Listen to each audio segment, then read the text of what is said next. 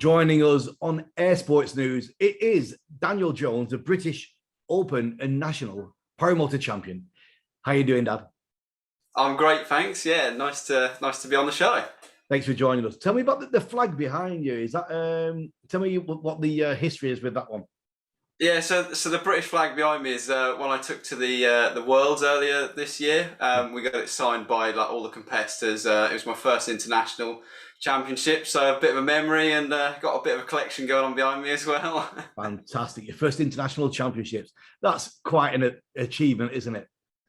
Yeah, I mean, coming from, I've only flown for 3 years, so coming from nothing to being competing in international comps is quite something, but it's the next level up, and hopefully I can push forward and hopefully get a podium place in the future years. Yeah, that's what I was aiming for. You saw somebody flying in, was it August 2019? Oh yeah, it'd been a bit before that actually. Yeah. I spent a couple of years trying to rebuild an old Solo 210. A lot of people probably recognise the engine if they're into paramotoring. Yeah. And then finally got lessons with Mike Chilvers and took my first flight in August 2019. Yeah. So it'll actually be my 3-year anniversary just gone. Yeah. Amazing, absolutely amazing. Are you a videographer? Is that your main job as a videographer? Yeah. So my main job role is lead videographer. I travel quite a lot, filming like locations and bits and pieces like that, holiday properties. And it's quite nice to take the paramotor with me as well and see the country. It's really good, yeah. Are you doing any, creating any content from on the paramotor? Are you doing any filming from in the air? Do you know what? I haven't done for a long time. I started off sort of like vlogging my journey as a whole, and then got more into the competition stuff and started introducing people to that. But then the last year I've really focused in on training myself to get to the point of being British Open champion. Yeah. Amazing. When did you, I always ask this with all air sports athletes, I think it's a really good insight. From starting to fly and learning your craft, when did you realize that there could be a competition element? And when did you realize you were up for it, that you wanted to compete? So a bit of a tricky one actually. I never thought I wanted to compete. So I saw that there was a British Open, and it always seemed like it was quite an elite, high level sort of event. And they introduced on the first year of my flying a club pilot class. So it was like the lower class where you could go in and learn, and it was like the ideal intro into that. And I went into it with no sort of expectations, and I just fell in love with it. Like, I absolutely loved it. I learned so much about my flying in like half a week's worth of time, and just from there, like, grew from strength to strength. And I just kept coming back and trying to get people in and invite them in and show them how great of an environment it is to like push yourself as a pilot and like know your equipment. Like, I know my equipment inside and out, and it's all thanks to like competing. And it's really handy to know when you're planning routes and doing trips away, because you know exactly what your kit's capable of. Tell everybody watching, for somebody just starting with the basic level of competition, tell everybody how you compete at the very beginning. What kind of competition are you doing? So there's a few different competitions. So the one we do in the UK is called like the endurance format. So you're given loads of different tasks, like navigation task precision around like snake routes, which like snake around like a ordnance survey map. We've got declared time tasks where you declare your time from point to point, and then constant speed, which is also point to point. It sounds daunting, but actually once you know your numbers and know how to plan them, it's really quite easy. And then you're given like a time frame to complete those tasks in, and you can choose what tasks you want. And that's the beauty of the endurance format in the UK. You can literally go out and fly what you want to fly, and you're not pressured into like all the competitors doing the same task at once, which it might be the case with classic comps. You're always set one task, and maybe like 70 pilots go out and do that. But the beauty of the UK comp is you can do as much or as little as what you want, and you can really develop yourself as a pilot rather than trying to push really hard to compete. But if you want to compete for that top spot, you can also do that as well. So it is an all-round like great competition in the UK. Excellent. And in the UK as well, have you got more people around your age group getting involved in flying and competing? Do you know what? There's a bit of a younger group starting to come in now, yeah, and it's Right. really nice to see. And like it's open to everyone. You know, we've got people over 50 plus, over 65. I think we had this year, and it's slowly building, and it's getting better and better each year.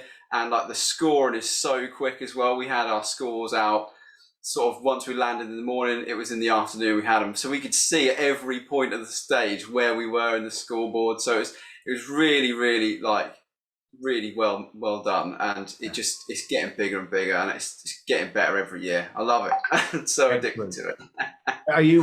Do you go and meet up every weekend? Are you doing stuff every I, weekend? What's happening? do you know, I try to. I try and get out, but the weather in the UK doesn't always allow it. Yeah. So I try and get out, and every flight I always aim to improve something or just work on a small technique. You know, it might be so much as getting that spot landing or being accurate down a line when you're flying, and that might form part of just a fun flight anyway. So Yeah. yeah, when I can get out, I'll get out. There's some interesting teams out there at the moment. I was doing some work just last year with the Qataris, with Yeah. their yeah. I mean, wow, They're a brilliant team, and like seeing them in the worlds, and you know, even like every team in the world, they're just so like on it and organised, and it's amazing to see the top guys compete and what they're achieving. And it looks doable if you put the time and effort in. good. I reckon you could get there, get to that top spot. Good stuff. What kind of support have you got from your family? Are they all backing you? Are they all behind it? Yeah, yeah. So my mum's really proud. My dad's really proud. You know, he's been away with me on. I flew the length of the UK. He did my ground crew for that, so he's well behind it. My brother as well. You know, he's really backing me, and the rest of the family as well. They're just really proud. My grandma likes seeing the photos that I keep taking when I'm out in these places. So Brilliant, keeps her brilliant. happy. Bless her out. Tell us about that UK flight. It was a charity event, wasn't it? Go Yeah, ahead. yeah. So it was in aid of Alzheimer's Research UK. My granddad had Alzheimer's and my nanny had vascular dementia. And I knew them as a kid, but I didn't have the chance to get to know them as an adult.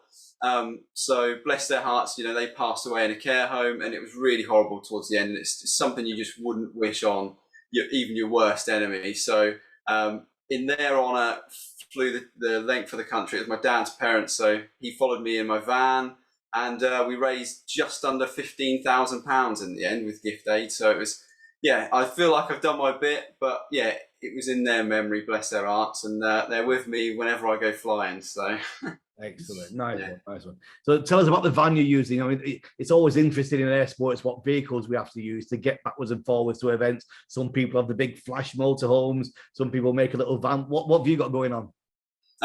So I've got a fairly amicable. It's a medium wheelbase, high roof, so it's a little bit bigger than a sort of smaller van. But I can stand up in it, and the paramotor goes in the back, so I can park up.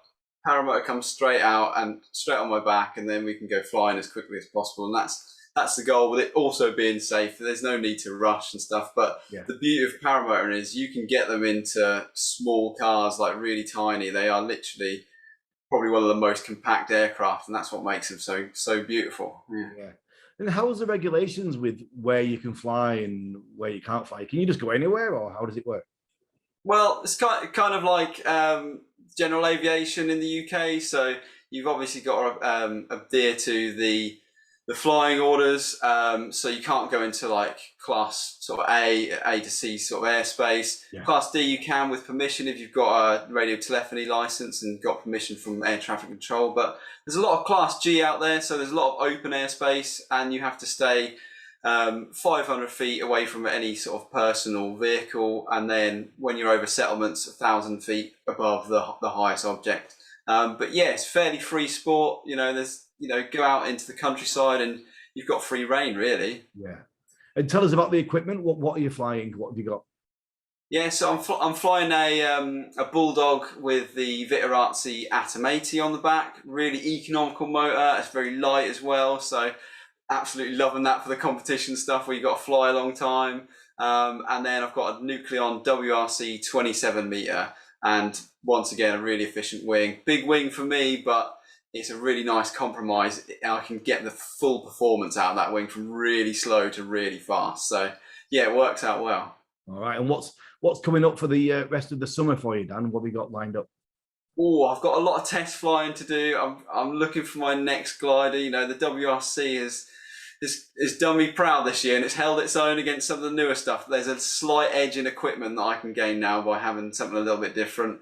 But looking to go to some fly-ins, have some fun, catch up with some mates now that I can sort of relax a little bit, and then get prepped for next year's competition really, and try and bring more people in. And I've got some practice maps made up, so people who want to have a go can come to me. I can hand them the map, show them what to do, and just invite them in and just have a go really, and see if that flying is for them, because it's not for everyone. Yeah. If they like it, they can then take that further and go further. So yeah. Oh, brilliant. Well, great to catch up with you. Thanks for giving us some time, Dan. It's good to get a little insight into the new face of British paramotoring. Well, thanks for having me on the show. Take care, my friend. Have a great evening. Cheers. See you soon.